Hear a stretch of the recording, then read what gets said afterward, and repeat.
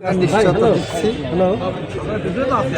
আমরা সুশাসনের নিশ্চয়তা দিচ্ছি, আমরা উন্নয়নের নিশ্চয়তা দিচ্ছি, আমরা গণতান্ত্রিক বাংলাদেশের নিশ্চয়তা দিচ্ছি, আমরা বাংলাদেশের স্বাধীনতা সার্বভৌমত্বের নিশ্চয়তা দিচ্ছি এবং আমরা বাংলাদেশের মানবাধিকার, নারীর অধিকার, ভোটাধিকার, ন্যায় বিচারের অধিকার নিশ্চিত করার জন্য অঙ্গীকার করেছি। সেই কারণে আমরা দেখেছি বিগত সময়গুলোতে যে এরকম যারা প্রার্থী তারা নির্বাচনের আগে অনেক প্রতিশ্রুতি দেয়, কিন্তু কথার পরে নির্বাচিত হয়ে গেলে আর কাজে মিল পাওয়া যায় না, কথা আর কাজে মিল পাওয়া যায় না। তো ঝিনাইদহের বিএনপি দল হয়ে আপনারা কি আপনাদের কথা এবং কাজ দুটো কি নির্বাচনিত হওয়ার পরে একই থাকবে নাকি বদলে যাবে? জিয়াউর রহমানের আদর্শের সৈনিক যারা, তারা যুগে যুগে প্রমাণ করেছে তাদের কথা এবং কাজ। আজকের বাংলাদেশের যা কিছু শ্রেষ্ঠ অর্জন তার সব কিছু এসেছে জিয়া পরিবারের হাত থেকে। বাংলাদেশের স্বাধীনতা জিয়াউর রহমান তার ঘোষক। ৭৫ পরবর্তী ঝঞ্ঝা বিক্ষুব্ধ বাংলাদেশের হাল ধরেছিলেন জিয়াউর রহমান।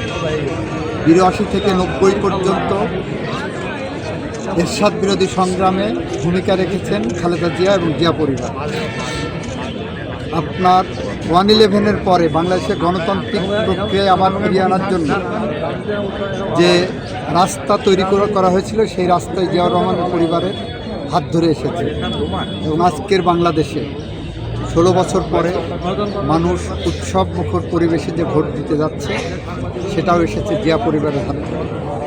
তার প্রমাণ 25শে ডিসেম্বর বাংলাদেশের মাটিতে শহীদ রাষ্ট্রপতি জিয়াউর রহমানের সন্তান তারেক রহমান যখন পা দিয়েছেন, তারপরে দেখেন বাংলাদেশের মানুষের আস্থা, বিশ্বাস সব কিছু ফিরে এসেছে যে না, এই বাংলাদেশে গণতান্ত্রিক বাংলাদেশ ফিরে পাবে দেশের মানুষ। সেরকম একটি প্রতিশ্রুতি আমরা দিই, যেটা আমরা পালন করতে পারি।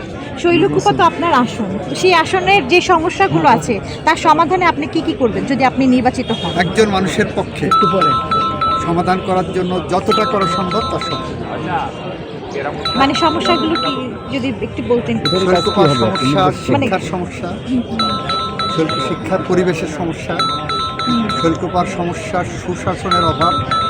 বিগত 16 বছরে যেটা হয়েছে, এখানে হামলা মামলা, এখানে মানুষের চাঁদাবাজি, এখানে দখলবাজি, এখানে সালিশবাজি, এখানে মানবাধিকার লঙ্ঘন, আইনের শাসনের লঙ্ঘন, যার পরে মানুষ নৈরাজ্যকর একটা পরিস্থিতির মোকাবেলা করেছে।